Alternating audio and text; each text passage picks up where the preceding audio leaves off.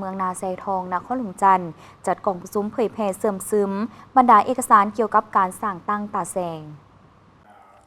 ในวันที่4 ธันวาคม 2025เมืองนาไซทองนครหลวงจันทร์จัดกล่องประชุมเผยแพร่เสื่อมซึมเอกสารเกี่ยวกับการสร้างตั้งตาแสงขึ้นที่สโมสรเมืองโดยการเป็นประธานของทานบุญซูภาวิเศษประธานคณะกรรมการปกครองเมืองนาไซทองมีบรรดาคณะประจำพรรคเมืองกรรมการพรรคเมืองหัวหน้าห้องการอ้อมขังเมืองตลอดฮอดพรรคส่วนเกี่ยวของเข้าร่วม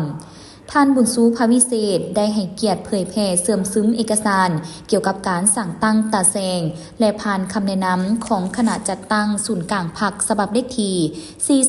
431ทับคจสพลงวันที่17 ตุลาคม 2025เกี่ยวกับการสั่งตั้งตาแสงเพื่อให้คณะรับผิดชอบนำไปจัดตั้งพันขยายเนื้อในของกฎหมายว่าด้วยการปกครองท้องถิ่นฉบับปรับปรุง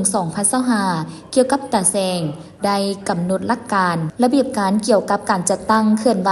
ระบบแบบแผนวิธีเฮ็ดเวียกขององค์การปกครองท้องถิ่นเพื่อปรับปรุงสร้างองค์การปกครองท้องถิ่นให้มีความหนักแน่นเข้มแข็งโปร่งใสเป็นระบบในขอบเขตทั่วประเทศในสายรับประกันการปฏิบัติรัฐธรรมนูญกฎหมายแผนพัฒนาเศรษฐกิจสังคมแผนงบประมาณแห่งรัฐเวียกงานป้องกันชาติป้องกันความสงบเวียกงานอื่นๆตามการแบ่งขั้นคุ้มครองพร้อมทั้งผ่านมติของสภาแห่งชาติเลขที่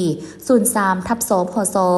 มติกล่องประชุมสภาแห่งชาติเกี่ยวกับการรับร้องเอากฎหมายว่าด้วยการปกครองท้องถิ่นฉบับปรับปรุงและผ่านรัฐดำรัสของประธานประเทศเลขที่045เกี่ยวกับการประกาศใช้กฎหมายว่าด้วยการปกครองท้องถิ่นฉบับปรับปรุงและผ่านแจ้งการของห้องว่าการปกครองนครหลวงจันทร์ฉบับเลขที่60/หวนวเรื่องที่ชี้นำเกี่ยวกับการก้าเกี่ยมความพร้อมรอบด้านในการประกาศสั่งตั้งตาแสงสร้างมีไซอยู่เมืองไซธานี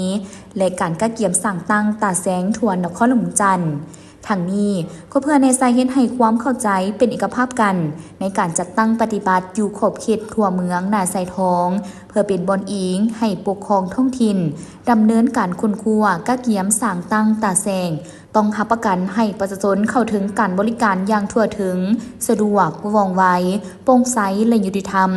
จากนั้นกองประชุมก็ได้มีการค้นคว้าปรึกษาหารือประกอบคำคิดคำเห็นอย่างกงไปกงมา